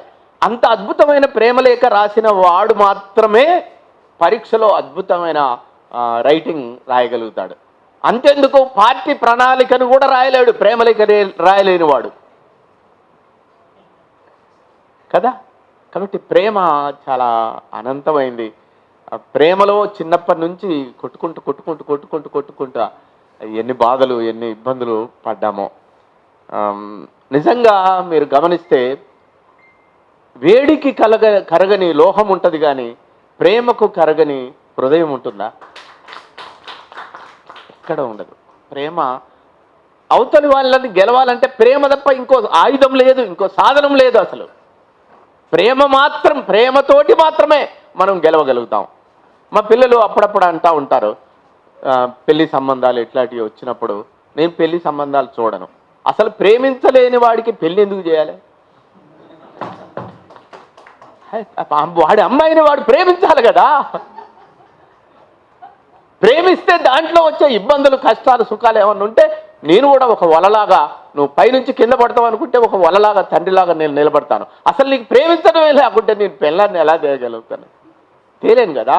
కాబట్టి ప్రేమించడం అనేది మౌలికమైన అక్షరాభ్యాసంలో ఎట్లా దిద్ద పెడతామో ప్రేమ అంత గొప్పది. అది ప్రేమ ప్రతి మనిషిలో ఉండాల్సింది. ఎన్ని పాటలు ఏంటి, తడి ఇసుకల్లో గీసిన గీతలు, మొహమ్మద్ రఫీ పాడత, తడి ఇసుకల్లో గీసిన గీతలు అలా తాకితే మాసిపోతాయి, కానీ ఎదలోన రాసిన రాతలు జీవితకాలం ఉండిపోతాయి. ఎంత అద్భుతమైన అసలు ప్రేమ గొప్పది కాకుంటే ఇన్ని లక్షల పాటలు ప్రేమ మీద ఎందుకు వస్తాయి? ఎంత గొప్పదైతే ఈ ప్రేమ కావాలి. అసలు రమ్మంటే చాలు కానీ చెలియా రాజ్యాలే విడిచిరానా, నీ చిరునవ్వు కోసం స్వర్గాన్నే దిగిరాలా. అసలు నేను ఒక్కొక్కపాలి భౌతికవాదిని అనుకుంటారు నాస్తికు రమేష్ గిట్ట, మన రాకేష్ గిట్ట. నేను ఒక్కొక్కపాలి ప్రేమలో పడ్డ తర్వాత భావవాదంలో కూడా వెళ్ళిపోతాను. ఎందుకోనమ్మా బ్రహ్మకు నీ మీద ప్రేమ, ఎన్నెన్నో అందాలతో నిన్ను చెక్కినాడమ్మా, మన్నుతోనే చేసినాడంటే నమ్మలేనమ్మా, మదనుడైపోయాడమ్మా చేసిన బ్రహ్మ. వాడు అద్భుతంగా తయారు చేసిన తర్వాత వాడు కూడా ప్రేమలో పడిపోయాడు. అసలు అట్లా రాసుకుంటా నీడలా నీ వెంట ఉన్నా చాలునోయమ్మా, నిచ్చెనోలే నిలుచుంట పాదాలు పెట్టిపోమ్మా. అసలు ఎంత ప్రేమ కోసం. ప్రేమ నువ్వు నేను అల్లుకున్న బంధం, ప్రేమ నీకై నాకై కట్టుకున్న భవనం, ప్రేమ ఇద్దరం ఒకటై ఎంచుకున్న మార్గం, ప్రేమ హద్దులు దాటక అందుకున్న స్వర్గం. ప్రేమ ఎదురు చూపులు, ప్రేమ కలవరింతలు, ప్రేమ నిండు గుండెలు, ప్రేమ పండు వెన్నెలలు, ప్రేమ సమస్త జీవన సౌందర్యాలు. ప్రేమ కంటి చూపులతో కలిసిపోవు నేస్తం, ప్రేమ జంట గువ్వలై ఎగిరిపోయే దృశ్యం, ప్రేమ చంటి పాపలై ఆడుకునే తత్వం, ప్రేమ ఇంటి దీపమై వెలుగుతుండు నిత్యం. ప్రేమ ప్రేమ అనురాగాలు, ప్రేమ ఆప్యాయతలు, ప్రేమ అలకపాన్పులు, ప్రేమ చిలక పలుకులు, ప్రేమ ప్రకృతి మీటిన నయగారాలు. ప్రేమ ఎంతైనా కావ్యం ఎంత పెద్దదో ఇది. ఇలా ప్రేమ కోసం తప్పించి ఉండేవాళ్ళం. మా మిస్సెస్ నేను ఇన్ని పాటలు రాస్తా ఉంటే ఇంట్లోకి వచ్చిన తర్వాత ఒక పని చేస్తుంటే ఇట్లా చూపెడితే తలుక్కున అసలు బాధపడిపోయాను. బాధపడి పొద్దున లేసినావు మంగమ్మ, నువ్వు పొయ్యి రాజబెట్టినావు మంగమ్మ, నువ్వు పొయ్యి రాజబెట్టినావు మంగమ్మ, బువ్వ వండి కూర వండి పొద్దుటేలా సద్ది గట్టి, మల్లెలోలే బట్టాలుతికి పొల్లాగాన్ల ఒళ్ళు గడిగి, చాకీరంతా చేసి మంగమ్మ, నీ చేతి గీతలరుగునమ్మా మంగమ్మ, గడియారంలో ముల్లులాగా మంగమ్మ, నీకు గడియ పురుసతి లేదు మంగమ్మ. అసలు ప్రేమ లేకుండా ఎలా బతుకుతాం అసలు మనం? ఒక్క క్షణము తన మాట వినకుండా, తను లేకుండా, ఇప్పుడు నేను ఇక్కడ ఉన్నానంటే ఇప్పుడు ఫోన్ వస్తుంది కాసేపట్లో, మరి అన్నానికి వస్తావా, తిన్నావా, మన కోసం ఎన్ని ఆశలు పెట్టుకొని ఉంటారు. వాళ్ళ కోసం అసలు ఎక్కడో పుట్టిన తుమ్మెద నా ఇంటి పుష్పం మీద వచ్చి వాళ్తుందంటే ఆ ఇద్దరి మధ్య ఎంత ప్రేమ ఉంటే రావాలి. ప్రకృతి ప్రేమ ఒక మనుషుల్ని తయారు చేయటమే ప్రకృతి సిద్ధాంతం అయితే, అందరినీ తయారు చేసి అట్లా పడేయచ్చు కదా ఒకే రకంగా. ఆడవాళ్ళకు ఒక శరీరం, మనకో శరీరం, వాళ్ళకో పద్ధతులు, మనకో పద్ధతులు, వాళ్ళు లేకుండా మనం ఉండలేము, మనం లేకుండా వాళ్ళు ఉండలేము. ఈ అటాచ్మెంట్ ప్రకృతిలో, ఈ అటాచ్మెంట్ ఎంత గొప్పగా ఉంటుంది చూడండి. అసలు ఇద్దరు కలవకుండా ఈ ప్రకృతి ఉందా? అసలు లేదు. కాబట్టి ఈ ప్రకృతిలో ప్రేమతత్వం అనేది ఎక్కడో ఉన్న సూర్యుడి చుట్టూ భూమి గ్రహాలన్నీ మనల్ని అందరినీ ఎంటబెట్టుకొని భూతల్లి సూర్యుడి చుట్టూ తిరుగుతుందంటే వాళ్ళిద్దరి మధ్య ప్రేమ లేకుండా జరుగుద్దా ఇది? కాబట్టి ఈ విశ్వం మొత్తం కూడా ప్రేమతత్వంతో నడుస్తుంది. మనం అందరం కూడా ప్రేమటి హృదయాలు కలిగి ఉండాలి. అయితే ఇప్పుడు ప్లాస్టిక్ వచ్చిన తర్వాత ప్రేమ తగ్గిపోతుంది. అంత ప్లాస్టిక్ మాటలు, మనిషి కూడా ప్లాస్టిక్ అయిపోయాడు. ప్లాస్టిక్ స్వభావం ఏంటి? Use and throw. అవతలి వాడు అవకాశం ఉంటే ఉపయోగించుకో, తర్వాత వదిలేయి. ఇప్పుడు ప్రేమ కూడా ఏంటి? అవతలి వాళ్ళని 4 మాటలు చెప్పి ఉపయోగించుకోవడం, తర్వాత వదిలేయటం. ఇది నన్ను బాగా బాధిస్తున్న సమస్య. కానీ తద్వారా ఏమైంది? ప్లాస్టిక్ మనిషి అయిన తర్వాత మీరు బాగా గమనించారా? ప్లాస్టిక్ వ్యవస్థ ఎప్పుడైతే వచ్చిందో, ప్లాస్టిక్ మనిషి ఎలా తయారయ్యిండో, వాడు ఎవరిని ప్రేమించట్లేదు, వాడిని ఎవరు ప్రేమించట్లేదు. 40 సంవత్సరాలు వచ్చినా పెళ్లి కావట్లేదు ఇప్పుడు. అంటే స్వచ్ఛమైన హృదయం నీకుంటే చాలా మంది ప్రేమిస్తారు. నువ్వు ప్లాస్టిక్ మనిషి అయిన తర్వాత అవతల వాళ్ళు ఎందుకు నీ ప్రేమిస్తారు? కాబట్టి 40 సంవత్సరాలు పెళ్లి కాకుండా ఉండటానికి ఓ ప్రధానమైన కారణం. 40 సంవత్సరాల తర్వాత పెళ్ళైన తర్వాత కూడా ఇప్పుడు చెప్తున్నా నేను, ఆ సెక్సువల్ ఎమోషన్స్ కూడా ఈరోజు మనుషులలో తగ్గిపోతున్నాయి. తద్వారా పిల్లలు పుట్టడం తగ్గిపోయింది. ఇంకొంతకాలం అయితే ఈ రోగాలు, నొప్పులు, ఈ ప్లాస్టిక్ మనిషి, పెళ్లి చేసుకోకపోవటం, సెక్సువల్ సంబంధాలు కనీసం లేకపోవటం వల్ల రేపు భవిష్యత్తులో మానవ జాతి అంతరించే ప్రమాదం కూడా ఉన్నది. ఇవాళ మనం గీసుకున్న గీతలు మొత్తం కూడా దెబ్బతింటున్నాయి. బ్రాహ్మణులు చాలా మంది నన్ను అడుగుతూ ఉంటారు, నాకు ఎవరు పిల్లలు ఇవ్వట్లేదండి, మరి ఏం చేస్తావయ్యా, ఏం చేస్తావు అంటే ప్రేమించవని చెప్పాను. తల్లిదండ్రులు కూడా ఎంత గొప్ప వాళ్ళంటే, ఒక అమ్మాయిని ప్రేమించాడు అబ్బాయి. ప్రేమించిన తర్వాత ఇంటికి తీసుకుపోతే వాళ్ళ కులపోళ్ళు ఒప్పుకోలేదు. అప్పుడు తండ్రి చెప్పాడు, ఒప్పుకోర్రా వీళ్ళందరూ, నాకు కూడా తెలుసు, మరి నీకు బయట నీ కులంలో పిల్లని ఇవ్వట్లేదు ఎవడు, నీ కులంలో పిల్ల దొరకట్లేదు, ఏదో పిల్లని తెచ్చుకోమని నేనే అన్నాను కదా, తెచ్చుకున్నావు సంతోషం, కుల తప్పేంటుందో కట్టేస్తా, నువ్వు అమ్మాయిని ఇంటికి తెచ్చుకో, నేను పెళ్లి చేస్తా అని తండ్రి అట్లా పెళ్లి చేశాడు. మొదటి సంబంధం అలానే చేశాడు, రెండో సంబంధం అలానే చేశాడు. చాలామంది పిల్లలు ఇవాళ సంబంధాలు దొరకక చాలా ఇబ్బందులు పడుతున్నారు. అసలు ప్రేమ ఎంత గొప్పదంటే, ఒక బ్లాక్ అమ్మాయిని ఒక రెడ్ పిల్లగాడు పెళ్లి చేసుకుంటే ఒక యాపిల్ లాంటి పిల్లలు పుడతారు, చక్కని పిల్లలు పుడతారు ఆ బ్లాక్ అండ్ వైట్ కలవటం వల్ల. ఓ ముస్లిం అమ్మాయిని ఒక హిందూ అబ్బాయి ప్రేమిస్తే అసలు తల్లి మాట్లాడే హిందీ వస్తుంది, తండ్రి మాట్లాడే తెలుగు వస్తుంది, వాడిని ఇంగ్లీష్ మీడియంలో వేస్తే ఇంగ్లీష్ వస్తుంది. అరే ఎన్నికల్లో పోటీ చేసేటోళ్ళు ఒక లంబాడీ స్త్రీని ఒక కోయ అబ్బాయి ప్రేమిస్తే ఓట్లు వేసేటప్పుడు వాడు నిలబడితే లంబాడోళ్ళు వేస్తారు, కోయోళ్ళు వేస్తారు. ఓ రెడ్డి ఒక బీసీ అమ్మాయిని ప్రేమిస్తే ఎన్నికల్లో వాడు అప్పుడు మాత్రం ఓపెన్ చేస్తాడు, ఈ అమ్మాయి బీసీ నేను ఓసీ అని. అంటే వీళ్ళ ఓట్లు కావాలా వాళ్ళ ఓట్లు కావాలి. ఎన్నికల్లో టికెట్ ఇచ్చేటోడు కూడా వాళ్ళ భార్యది రెడ్డి, ఈయనది బీసీ కాబట్టి బీసీ ఓట్లు వేస్తారు, ఓసీ ఓట్లు వేస్తారు. ఈ 2 ఓట్లతో వీడు గెలుస్తాడు కాబట్టి వీనికి సీట్ ఇవ్వడం మంచిదని ఇలా ఎన్నికల్లో కూడా ఆలోచిస్తున్నారు. కాబట్టి మీరు ఇమ్మీడియట్లీ ప్రేమించండి. ఏ క్లాసులో ఉన్న 6వ తరగతి కానుంచే ప్రేమించండి. 6వ తరగతి కానుంచి నోట్స్ ఇచ్చేటప్పుడు, తీసుకునేటప్పుడు, ఆమెకు నువ్వు రాసేటప్పుడు, నీకు ఆమె రాసేటప్పుడు. అసలు ప్రేమ ఎంత గొప్పదమ్మా. ప్రేమ లేని జీవితం పుష్పం లేని చెట్టు లాంటిది. పుష్పించని మోడు వారిన చెట్టు ఉంటుందే అలాంటిది.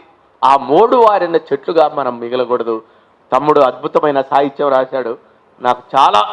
నాకు ఇంత మంచి పుస్తకం తీసుకొచ్చినందుకు, చక్కని ప్రేమ కవిత్వం రాసినందుకు, పోలీసు ఉద్యోగం చేస్తున్నందుకు, అమ్మాయి కూడా చేస్తుంది ఏమన్నా ఉద్యోగం, చాలా గొప్పగా నీ ప్రేమ శాశ్వతంగా ఉండాలి తమ్ముడు. ఎప్పుడు కూడా అలా నిలబడాలని తెలియజేస్తూ, నేను దాదాపు ఒక 120-130 పెళ్ళిళ్ళు చేసి ఉంటాను. ప్రేమించుకున్న వాళ్ళందరూ నా ఇంటికి వస్తారు. ఇక జయరాజన్న కాడికి పోయిందంటే ఇక వాళ్ళ తల్లిదండ్రులు వీళ్ళ తల్లిదండ్రులు రారు. ఎందుకు రారంటే ఆ భయమో భక్తో నాకు తెలియదు, కానీ ఒక 120 పెళ్ళిళ్ళు చేశాను. ఎప్పుడు మా ఇంట్లో ఒక కుటుంబం లవర్స్ ఉంటారు. వాళ్ళకు బియ్యం తెస్తాను, అన్ని తెస్తాను, వాళ్ళు బతికే సామర్థ్యం కలిగిస్తాను. కలిగిన తర్వాత వాళ్ళను బయటికి పంపుతాను. వాళ్ళందరూ ఉద్యోగాలు చేస్తూ ఉంటారు. అప్పుడప్పుడు ప్రేమికుల వివాహాలు జరిగినప్పుడు ఆ 126 ఫ్యామిలీస్ వచ్చి వాళ్ళ పిల్లల్ని ఎత్తుకొని చూస్తుంటే ఎంత అందంగా ఉంటారో, ఎంత ప్రేమగా ఉంటారో. వాళ్ళ పిల్లలు ఎంత చాకుల్లాగుంటారు, వాళ్ళకి ఎలాంటి జబ్బులు రావు, చావదేరి ఉంటారు వాళ్ళ పిల్లలు. కాబట్టి ఎవరేమనుకున్నా ప్రేమకు కులం లేదు, మతం లేదు. ఎలాంటి మీరు ప్రేమించి ఆ ప్రేమ కోసం నిలబడండి. అలా నిలబడతారని నేను తెలియజేస్తూ, చాలా నేను ఈ ప్రేమ పాట రాసినందుకు తెలుసా, రాకేష్ చెప్పాడు, చెలి నీ కన్నులలో వెన్నెల కురియాలని నేను పాట రాసినందుకు నన్ను పార్టీ వీడు ప్రేమలో పడ్డాడని దూరంగా పెట్టింది నన్ను. అది ప్రేమ పాట, విప్లవకారుడికి పాట ఉండకూడదా? ఆ గువ్వల జంటను చూసి చెల్లెల మనసు లాగెను, మన దళములోనే ఒక పిల్లోడు పెళ్లి ఆడెను. ఏ కులము మతములన్నీ ఇక్కడ పనికి రావురా, ఆ కొండ వాగులే దిగి వచ్చి కాళ్ళు గడుగురా. ఆ దళంలో ఒక అమ్మాయిని ప్రేమించినప్పుడు, వాడు పెళ్లి చేసుకుంటున్నప్పుడు కలిగే ఆనందం ఏదైతుందో వాళ్ళ పెళ్లి చేస్తున్నప్పుడు భలే ఉండేదిలే. కాబట్టి ఇలాంటి ప్రేమ ఎక్కడ ఉన్నా, నువ్వు విప్లవకారుడు అయినా, అంబేద్కరిస్టు అయినా, లేకుంటే నువ్వు మనువాది అయినా, ఎవడైనాగా ప్రేమకు అతీతుడు ఈ ప్రపంచంలో ఎవడూ లేడు. కాబట్టి ప్రేమ అల్టిమేట్. ప్రేమతోటి ఈ సమాజాన్ని మనం గెలుస్తామనే విశ్వాసం ఈ పుస్తకం కలిగించింది. చాలా చక్కటి సున్నితమైన భావాలు, సున్నితమైన కవిత్వం. అరే పిల్లవాడు ఎంత బాగా రాశారు. అరే ఉంటాడా అసలు వీడు? నిజంగా అమ్మాయి కనుక పిల్లవాడి చేతిలో పడకుండా వీడు పోతాడని భయం నాకు ఎక్కువ పట్టుకుంది. కాబట్టి ఇంత అద్భుతమైన సాహిత్యం రావాలంటే ఎన్నో ప్రేమ రాత్రులు, ఎన్నో పశ్చాత్తాపాలు, ఎన్నో సారీలు, ఎన్నో చేయాలి. కాబట్టి ఆ ప్రయాణం చేస్తున్న ఈ తమ్ముడికి నేను అభినందనలు తెలియజేస్తూ, రాకేష్ నాకు మంచి పుస్తకాన్ని ఆవిష్కరించే అవకాశం ఇచ్చావు. ఈ టైంలో ఒక మంచి దర్శకుడు మనకు వచ్చి ఆవిష్కరించడం అనేది చాలా గర్వంగా ఉంది. నిజంగా వేణు ఊడుగుల అంత ప్రేమ పర్వతాన్ని, ప్రేమను నిలబెట్టే ఇంకొక సినిమా చేస్తే నేను చాలా వెయిట్ చేస్తున్నాను. నువ్వైతేనే చేస్తావు, ఇంకెవడు చేయలేడు. కాబట్టి అలాంటి ప్రేమతత్వం కలిగిన ఒక సినిమాను మన అట్టడుగు వర్గాలలో ప్రేమ ఎలా ఉంటుంది, దాని అందుకోసం ఎంత ప్రయత్నాలు చేస్తూ ఉంటారు, ఎన్ని ఆటుపోటులను ఎదుర్కొంటూ ఉంటారు. వాడు ప్రాణానికి తెగించి కూడా ఎట్లా ఆ పిల్ల చేతిలోనే చావాలనుకుంటాడు. ఇలాంటి విషయాల్ని మనం సినిమాలు వెండితెర మీదకి తీసుకురాగలిగితే చాలా అద్భుతాలు ఉంటాయి. కాబట్టి ఈ పుస్తకంలోని ప్రతి కవిత సినిమా తెర మీద మనం ప్రదర్శించే అద్భుతమైన కవితగా కూడా ఉంటుంది. పిల్లవాడు చక్కని గొంతు ఎంత అద్భుతంగా పాడాడో. ఇలాంటి తమ్ముళ్ళ కోసం ఎదురు చూస్తున్నాను. ఇలాంటి తమ్ముళ్ళు ఈరోజు దొరికినందుకు నాకు చాలా ఆనందంగా ఉంది. మా పెద్ద పిల్లవాడు ప్రేమించి పెళ్లి చేసుకున్నాడు. చక్కని అమ్మాయి, మా కోడలంటే మేము చచ్చిపోతాం, ఆమె లేకుంటే మేము బతకలేము, అంత ప్రేమగా చూసుకుంటాం. మా చిన్న పిల్లవాడు కూడా దాదాపు ఈ సంవత్సరం వచ్చే సంవత్సరం నువ్వు ప్రేమించరా బాబు అని చెప్తున్నాను, ప్రేమిస్తాడు. అలా ప్రేమ వివాహాల్ని మనం అందరం ప్రోత్సహించాలని తెలియజేస్తూ నేను ముగిస్తున్నాను.